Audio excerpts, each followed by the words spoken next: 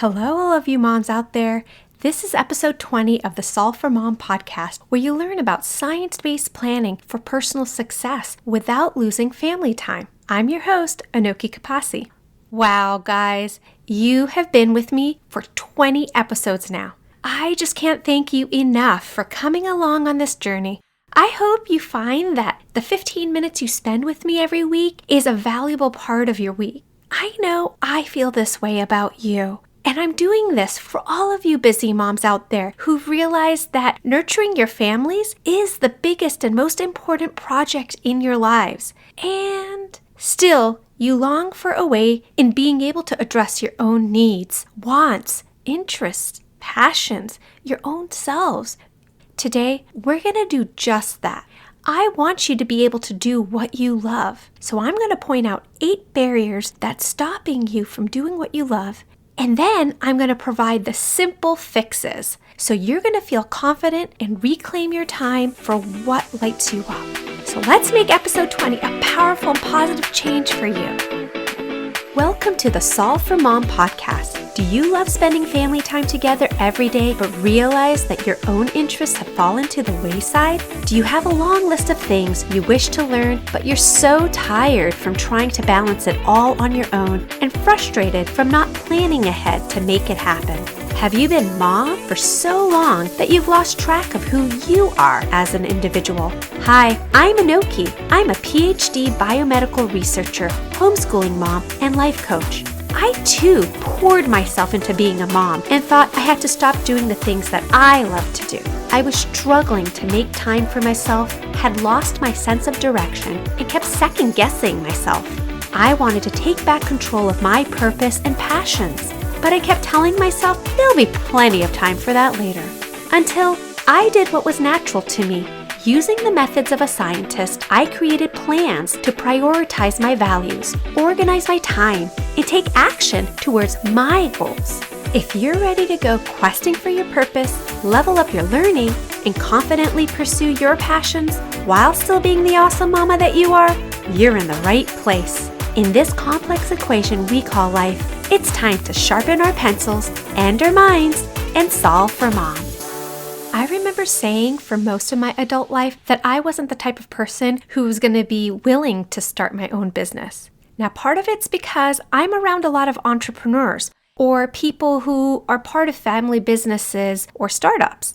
And I started to notice how much extra work, the instability and stress that they seem to experience. But I actually never really focused on the positives. I was always noticing the hardships. But here I am now running my own business, even though it's in its infancy. So how did that happen? Well, 2 things had to happen. First, I had to figure out what it is that I wanted in my life. And I did that with life planning. I started to get a clear vision of my future.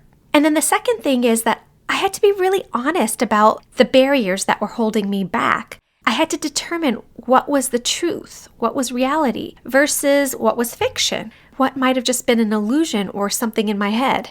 Well, in my case, I didn't start with the notion of starting a business. It's not what I wanted to do. Instead, I put my life plan together and I figured out what I needed to fulfill my vision. And I realized that the logical conclusion was that I needed to start Solve for Mom. And then it still took me a while. I had to work through the barriers that were really holding me back. It took me years, in fact. But with life planning as a tool and the information that I'm going to provide you in today's episode, you're going to get to shortcut all of that. If you've been listening to my episodes and taking action, then you probably have some idea of what your purpose, passions, vision, and that sort of thing are. And if you do want some sort of clarity on that or help with life planning, then just reach out to me using the information in the show notes. I'm actually getting ready to offer some awesome resources. And if you haven't signed up for my newsletter yet, click the link below as well. That's the only way you're going to learn about some special offers and any upcoming resources that I put out. All right, getting back to my point. We often put our passions on hold. We get trapped in this vicious cycle of first guilt when we choose to pursue our personal goals. And then we end up feeling obligated when we shoulder all of the responsibilities at home. And you might keep coming across barriers when you're trying to do the things that you're passionate about. Some of them are logistical, like time and space. Some of them are emotional or mental, like having limiting beliefs. And then some are actually structural, like the lack of support or the necessary skills. I'm going to identify some of the common limitations in this episode. Many of them are overlooked, like it's amazing what we tell ourselves without even realizing it. But don't worry, it is not going to be an episode full of problems and complaining. I'm also going to be sharing the very simple solutions of how to overcome these barriers. To get the most out of this episode, you might want to take some notes. Maybe number a piece of paper 1 to 8, and then for each number, make room for the following 3 entries.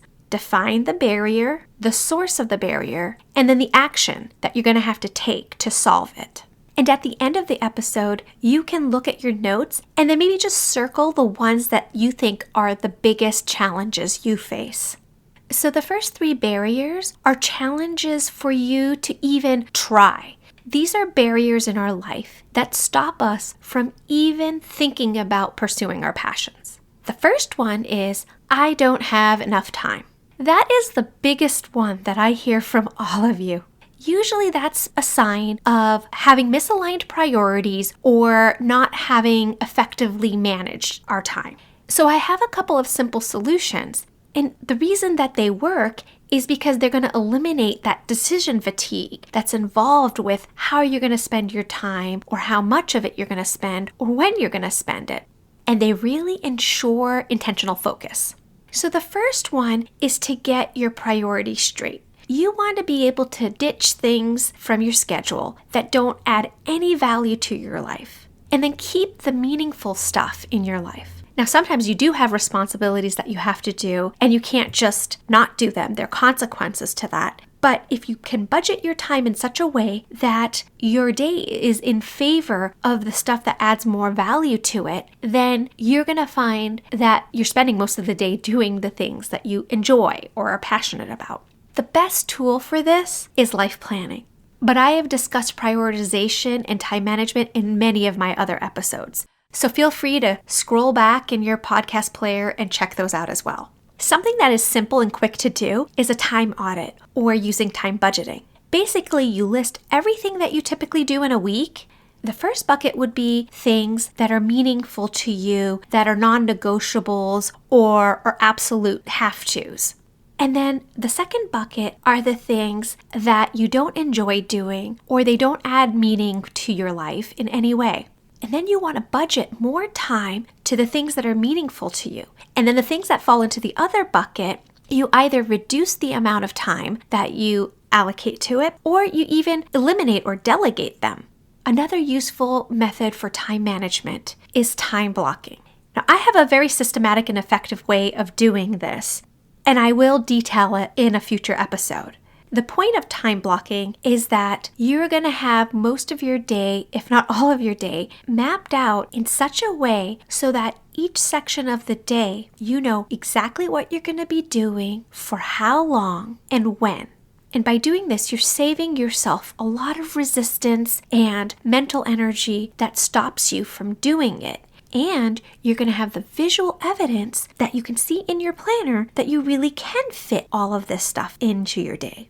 The next barrier is guilt over taking time for yourself. Now, the source of this one, I think, is either societal expectations or just some sort of internal pressure that we're putting on ourselves to be moms who do it all. And so the solution is super simple. We have to reframe the time that we give ourselves as being important for our larger mission, caring for our families, completing our other jobs and duties. We have to reframe self-care as a form of self-respect and family respect. Moms who prioritize themselves are more emotionally available for their families, right? You hear often that you can't pour from an empty cup. So an example is that recently I did a night out with my friends where we got together and had some wine and cheese, but we also had a ceramics class. And my kids know that I don't have that artist touch to things. And so I told them that I have no idea what my creation is going to be like when I come back.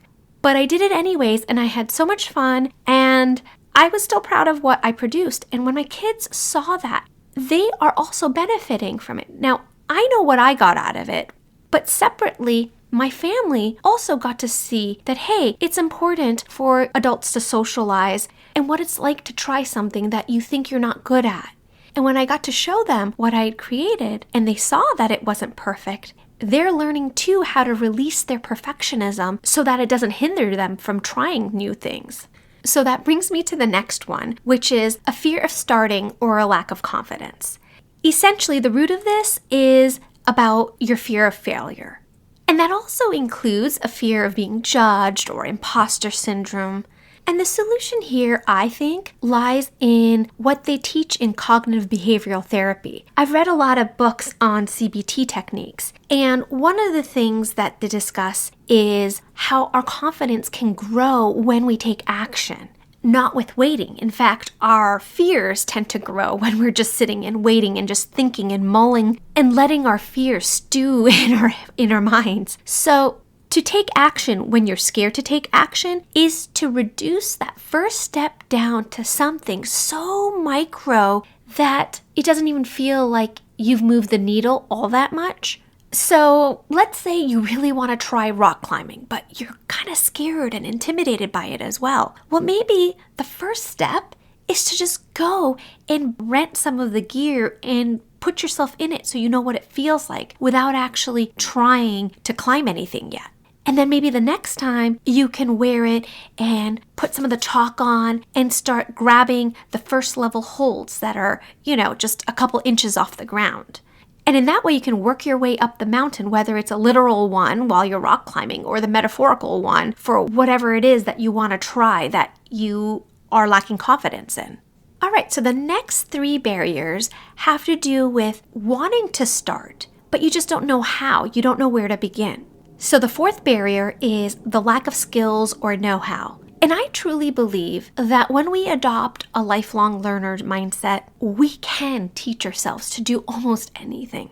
So when you feel like you don't have the knowledge to do something, it's really an underestimation of your ability to learn. It's well known through neuroscience that our brains demonstrate neuroplasticity, that the actual structure of our brain changes when we learn. In fact, it's possible to repair damaged neural connections, and then we can actually create new pathways when we practice and provide new stimuli.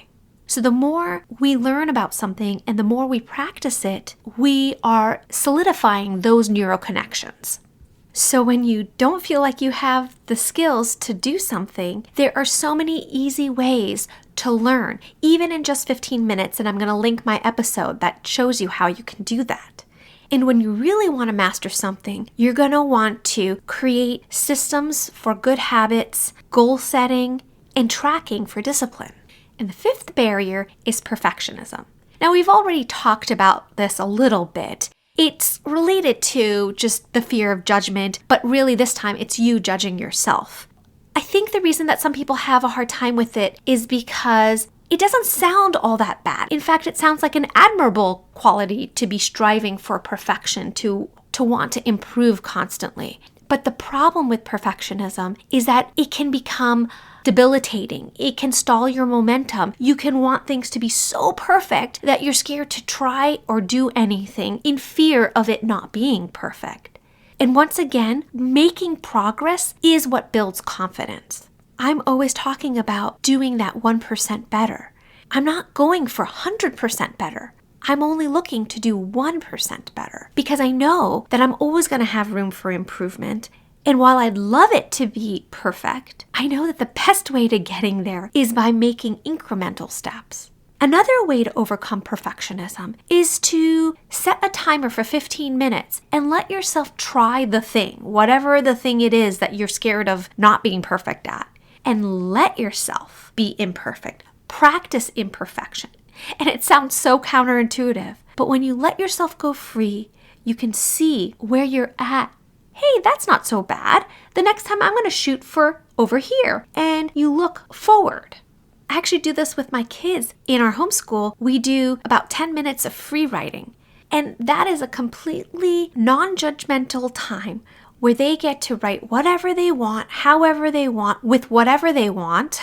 So I let them use markers and crayons or whatever. And it's not about handwriting, it's not about grammar, and it's not about anything else except practicing writing in whatever stage they're at. It's kind of like getting your first draft out and letting yourself be okay with the fact that it's not going to be perfect and that's why it's a first draft. Let yourself have a first draft of whatever it is that you want to do. The sixth barrier is just feeling overwhelmed. And this is also another common thing I hear from all of you. We moms are constantly being pulled in so many directions. Sometimes we end up with this analysis paralysis or decision fatigue. There's just so much going on, you don't even know where to start. And just like with feeling like you don't have enough time, it really comes down to prioritizing. But with overwhelm, it feels like this big complex problem. And I know from my scientific consulting work that our job is to take our clients' complex problems or questions that they're trying to get to the bottom of and help them answer it by taking that problem and simplifying it, by breaking it down into bite-sized little pieces that we can address systematically, maybe even see patterns and trends, and then consolidate all of that together into a coherent solution. So let's use that same method to address our overwhelm. When you feel like you have too much going on and everything seems important and it has to happen all at once, stop for a second and list out your top 3 priorities. If you were to do all of those things, you probably wouldn't do most of them well. But if you focus on just a couple of your priorities or goals that you have when it comes to your passions, you're going to have much more meaningful outcomes. So take 3 of the things that you want to do and then rank them by how much energy you can put in them and how excited you are about them. And then just focus on one as your main thing for the next 6 weeks. So if there's a lot of things that you're passionate about, just pick one thing. And I would say even take it a step further. Of that one thing, break it down to the first step and just focus on that for a couple of weeks. If your overwhelm is because you have so many other things that you have to do, and so getting back to a hobby seems like just one more thing that you're adding to your list of things to do, then you have to do a more general prioritization. Figure out again, what are the things that are non-negotiables, the things that you have to do, the things that add meaning to your life, and then everything else goes into another bucket. And then start ranking those things and budgeting your time towards those things. The last barriers have to do with once you've started to pursue something that you're passionate about and you can't seem to find a way to keep up with it. So barrier number 7 is a lack of discipline or consistency. And this comes in many forms, but usually it's because you're having a difficulty with forming habits or staying motivated over the long term. To become consistent with something, you're going to have to build good habits. And of course, the master of habits, James Clear, actually says that consistency transforms effort into progress. I kind of think of it like an algorithm. You need to have your starting cue. You got to have your recipe or routine, which is the series of steps you're going to undertake in order for this thing to happen. And then usually, if you want that habit to continue, like you want to be able to loop back to the cue and start all over again at some other point in time, you want to have a reward attached to it. So let's go back to our rock climbing example.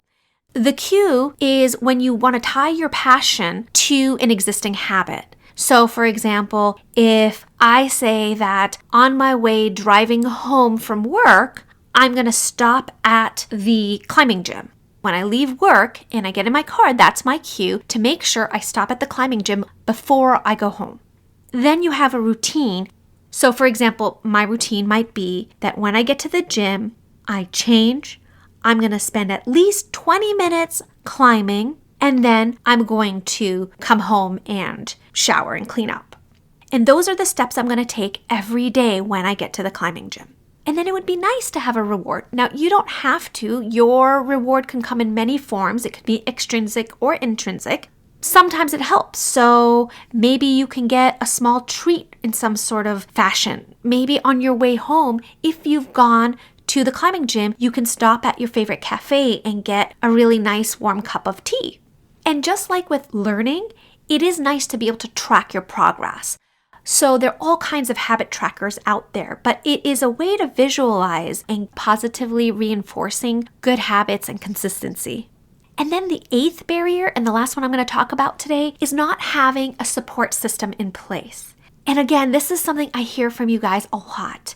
It's not that we're necessarily isolated or don't have any friends or an unsupportive family per se, but we haven't set that expectation. Either we haven't communicated it with them or we haven't gone to seek out the support. Support can come in many forms. Many people commonly think of online communities or a local meetup group where you all have that same interest, and so you're all kind of going through it together, and that is super fun. I know being part of a running group at one point when I was training for a marathon was so helpful. Another form of support is finding a mentor or a coach who you can check in with, get guidance from, and they're there for accountability. It's kind of like when you sign up for a class and now you've paid money and you've told people that you're going to show up at a certain time. You tend to follow through with those things much better than when you're just making promises to yourself. So by having a coach, it's kind of having some of that stuff baked into that relationship. And the last one I'm going to tell you about, which is actually my favorite, is including your family. And I love this one so much because it's basically bundling family time, which we all love and value so much in our Solve for Mom community, with our passions. When we include our kids or the rest of our family and do our passions with them, you're getting the support you need from the people who are the most important to you, and you're getting it at the very time that you're pursuing your passions. Actually, there's one more thing that I want to say. If you're having trouble finding a support system, let me and the Solve for Mom community be your support. All right, guys, I think you're looking at your paper and realizing that that was quite a list I gave you. And if you're like me, you might even find yourself circling every single one of these things on the list. Because yes, I've actually gone through every single one of these obstacles when I've been pursuing my dreams. But I also hope you see how simple the solutions are. There's pretty much a simple fix for every single one of these. It's not necessarily easy, but it definitely is simple. And I've also had many prior episodes about some of these barriers discussed today. And those definitely go into more detail than I could talk about today. So again, go to the show notes and you're going to find a handy episode link that'll bring you straight to the specific thing you want to explore more. If you don't know where to start, then pick one barrier. And then pick one of the solutions I gave you to that barrier. Take one action for just 1 week, and then let me know how you did. I would love to hear from you, and you'd actually be helping out so many other busy moms just like you as well. To recap, the 8 barriers and solutions are: 1, not enough time. The solutions would be life planning, time audits, and time blocking. 2, feeling guilty. And the solution is to reframe how your passions actually benefit other people. And 3, having fear or low confidence in starting your passion. And the solution is to break it down to a very easy first step. 4, missing skills or knowledge. And the solution is to learn by doing and using free resources to learn. The 5th barrier is perfectionism. And this is where you really need to set some reasonable, achievable goals for each of your attempts and go for that 1% better. Don't jump straight to the 100%. Barrier 6 is being overwhelmed. Break down your big complex problem into bite-sized chunks and address the first one thing you can do. And if it's having too much to do, break it down into the more meaningful priorities versus the ones that don't add value to your life. The 7th barrier is a lack of discipline. So this is where habit stacking comes in handy, using rewards, and creating automations. And the 8th barrier is not having a support system. And the solutions are to do it with your family, especially your kids, to ask for help, to perhaps delegate, or reaching out to me and the rest of the Solve for Mom community. It's really important to be able to do the things that you love. And there are lots of tools to make that happen for you. So if there's something that's been holding you back from pursuing your big dream or a passion project or a hobby that you used to do and haven't been able to get back to, I hope that today's episode is going to be the turning point for you and you can finally get back to what it is that you love to do. I hope today's episode will help you create time and freedom to pursue something you love to do. If you enjoy this show, please subscribe and tell other ambitious mamas about it. Who knows, you might even make a new friend by sharing a tip. It's all free. By the way, it would be amazing to hear what you think about the show when you leave a review. After all, my passion is to make this a great experience for you. Thank you for making my show a part of your day. I'll see you next week for another episode of the Solve for Mom podcast with Anoki Kapasi.